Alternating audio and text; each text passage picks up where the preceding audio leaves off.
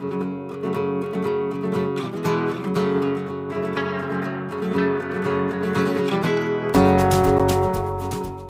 are most commonly called a cap and ball revolver. I know you've heard that term before. These existed long before modern cartridge revolvers came out. What I mean by that is later on in the 1870s and things like that, the modern metallic cartridge was invented. These were kicking around before that. They were widespread in use during the Civil War. They were issued to Union and Confederate troops. So anyway, we're going to set this guy on the right off to the side here, and we'll talk about the guy on the left.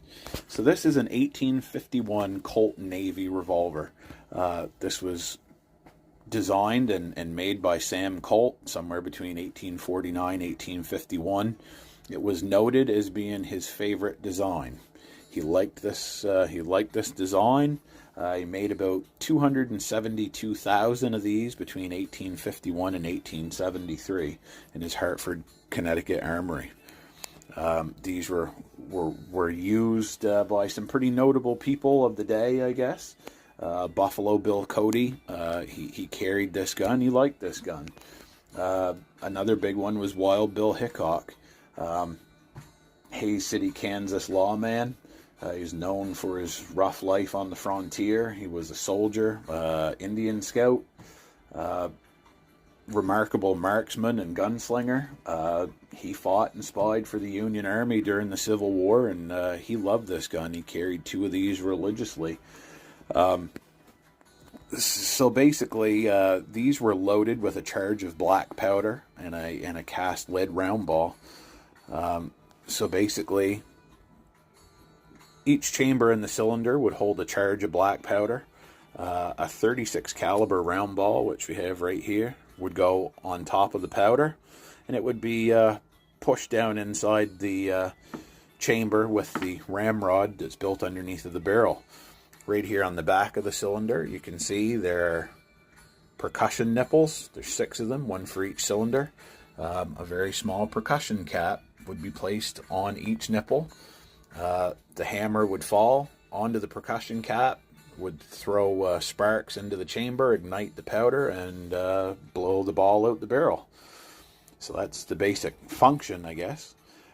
Some unique features on this gun. This is a civilian model, walnut stock, silver trigger guard, silver back strap. It has a scene that's engraved. You can see this was unique to the 1851 Navy. There is a battle scene that's engraved the whole way around the cylinder. It has a case color hardened frame, so you can see in the light, if I tilt it just right, you can see some pretty deep color there. There's some dark blues, purples, grays in the frame here. Another unique feature to the 1851 Navy was this had a 7.5-inch octagon barrel. I absolutely love the octagon barrel. It's one of my favorite features. It's very aesthetically pleasing.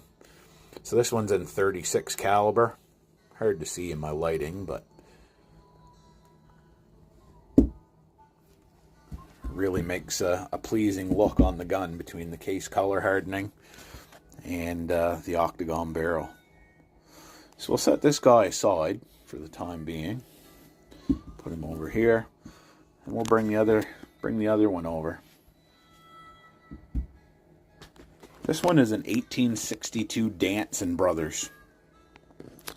So in 1862, the American Civil War was in full swing. The South could not easily access new 1851 navies. They were fighting against the North. These were built in the North, and they were not easy accessible anymore. So basically, they were looking for Southern-produced revolvers. This is one of the ones that they came up with, among many other ones. So in 1862, James H. Dance and his brother, they enlisted in the Texas forces. They were actually assigned back to their own factory, which originally made grist mills and cotton gins. So they enlisted. They were returned back to their factory by the Confederacy to produce Southern-built firearms. So again, the South was poor. They were poor. These revolvers were made on a budget, so to speak, at the time.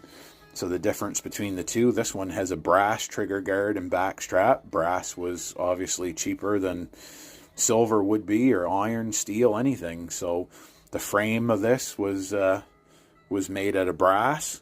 Another noticeable difference between these two. The 1851 Navy right here has a recoil shield behind the percussion nipples. This one does not. This is a flat frame here. The reason for that was, again, they were poor. The forgings that they would buy to produce these guns were not thick enough to incorporate a recoil shield. So basically they omitted it and just left a flat frame. It's actually pretty handy when you're shooting this one. Pretty easy access to get a percussion cap on the nipple there. As you can see, this one has a plain cylinder. There's no engraving on it whatsoever. The 1851 is engraved. The other big difference which they did to these revolvers to help in cost would be the barrel. This has a 7.5-inch barrel, same as the 1851 Navy, but this is a round barrel. It is not octagon. The reason being, was cheaper to produce. The octagon barrels had to be filed flat. It was a lot of work. It was labor intensive. It was a lot easier for them to machine and polish a round barrel than it was to make an octagon barrel.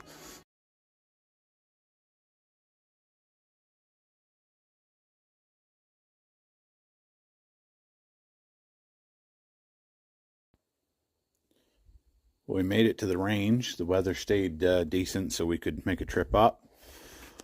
Got the 1862 Danson Brothers geared up to go here. I've loaded 4 of the cylinders. I only ever load 5, so I'm going to load the last one and just show you my loading procedure. So I built this wooden stand to hold the pistol upright so I could load. I don't suppose the Confederate soldiers probably had this when they were defending their lives, hiding behind a tree. But anyway, it sure makes loading a lot easier at the range. So try to get a close up here. Show you the best I can. So I have a small flask. The spout on this flask holds about 30 grains of 3F Go-X powder. So just put my finger over the end and push the valve down. Shake it. It actually fills the spout with powder. I'm going to put that in the last cylinder here, which is right there. I'm just going to dump it in.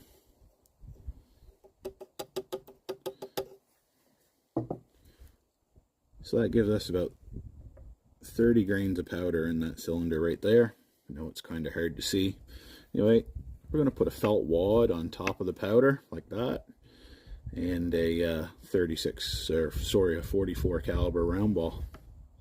These are a 4.54 round ball. That's what I shoot in all my 44s. I'll put that right under the rammer, and then we'll just push down. You'll see the ramrod shove that right down into the cylinder.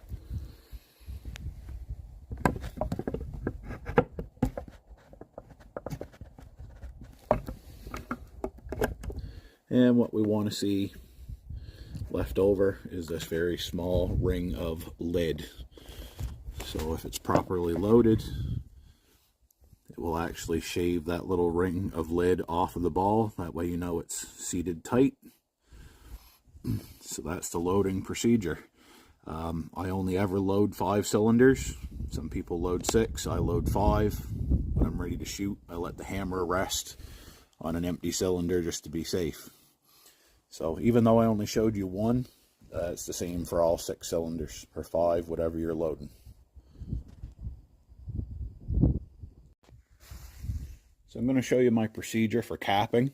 Got a couple capped already. It's going to be kind of hard to show you with just one hand, I guess, but put the gun on half cock, which allows us to spin the cylinder. So I just rotate the cylinder clockwise.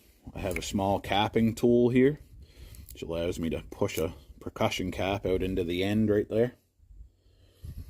And basically I just turn it upside down and put the cap on the nipple, shove it in with my thumb, pull it off. So as you can see, that's the third cylinder.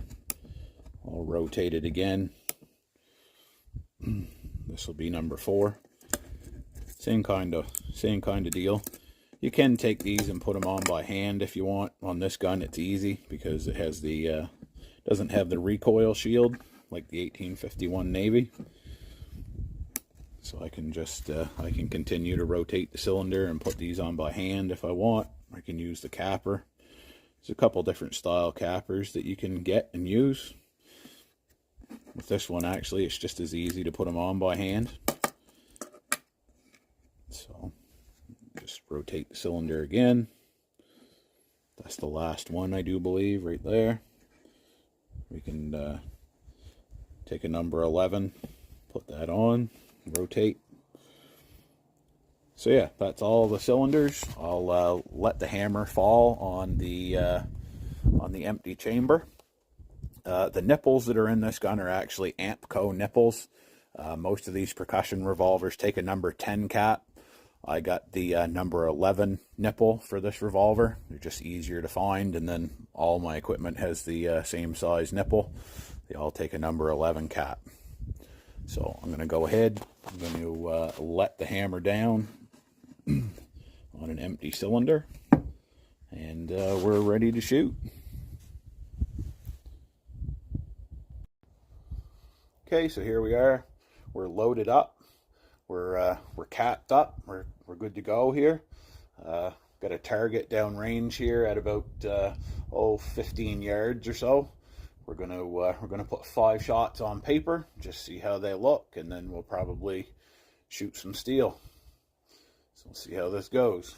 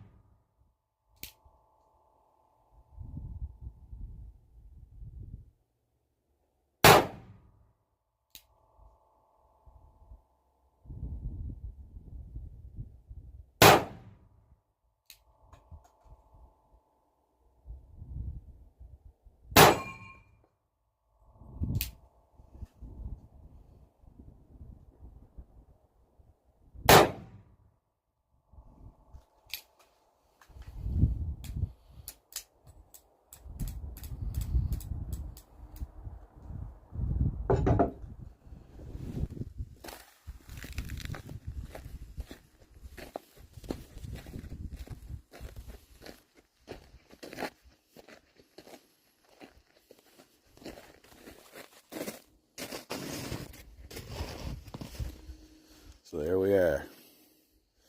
1, 2, 3, 4, 5. Not great, but is what it is. The sights are pretty crude on those guns. There's just a notch in the hammer and a front sight, so we'll take it. We're gonna go next door here, try to shoot some steel targets next, and see how we do over there. We're loaded up again. I just loaded off camera. It's a little bit more convenient, I guess. We're capped up. It's ready to go. 5 balls loaded in there. Hammer's resting on an empty cylinder. We're gonna try shooting some steel here this time. See how that goes, and then we'll wrap this up. So.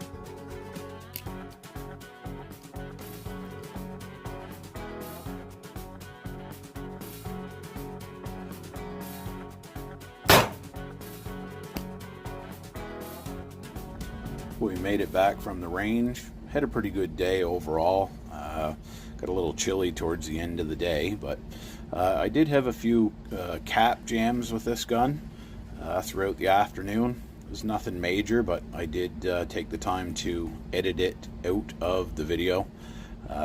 Wasn't such a big deal. Didn't think that I would need to bore you with removing jammed caps out of the action. Other than that, the revolver worked good throughout the afternoon, and probably put 40 to 45 round balls through it.